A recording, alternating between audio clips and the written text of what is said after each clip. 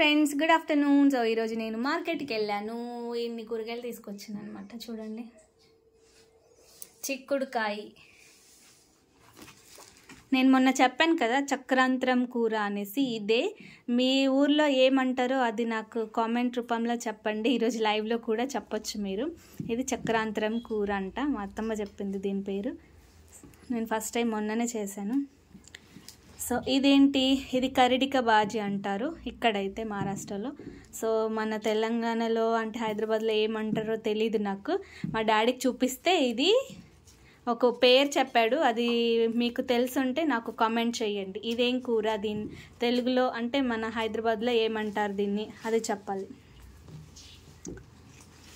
So ఇది 10 రూపాయలకి ఒక కట్ట. ఇంత పెద్ద ఉంటుంది, నా చేయి కూడా నిండట్లేదు. నేను 15 రూపాయలకి 2 తీసుకొచ్చాను అనమాట. ఇవి 2 చక్రాంతరం కూర. ఇది కూడా నేను 15 రూపాయలకి 2 తీసుకొచ్చాను. ఒక్కొక్కసారి 30 రూపాయలు ఉంటుంది ఒకటి. ఈరోజైతే 15 రూపాయలకి 3 తీసుకొచ్చాను అనమాట. చూడండి. సో ఇది మెంతి కూర. చూడండి, మెంతం కూర. అది సగమే పట్టినాను. చూడండి, ఇంత పెద్ద ఉంటుంది కట్ట. ఇంత పెద్దగా ఉంటుంది చూడండి. చక్రాంతరం కూర నేను ఇప్పుడే చెప్పేసిన అత్తమ్మ అదంతా. సో ఒక కట్ట ఇది 10 రూపీస్ అనమాట. మన సైడ్ అయితే ఇదే ఒక 100 రూపాయలు 50 రూపాయలు ఉంటుంది. 100 రూపాయలు అంట మా అత్తమ్మ చెప్తుంది.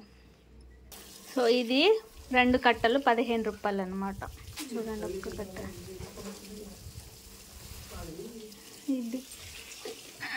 ఇది 3 కట్టలు తెచ్చాను.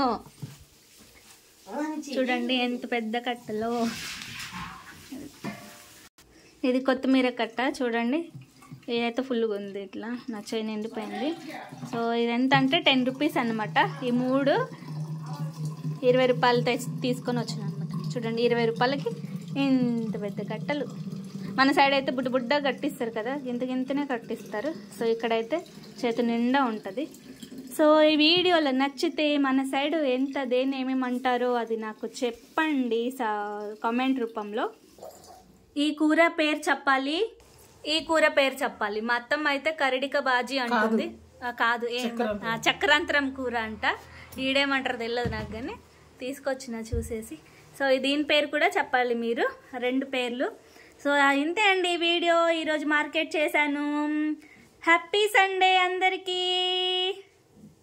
Advance happy new year.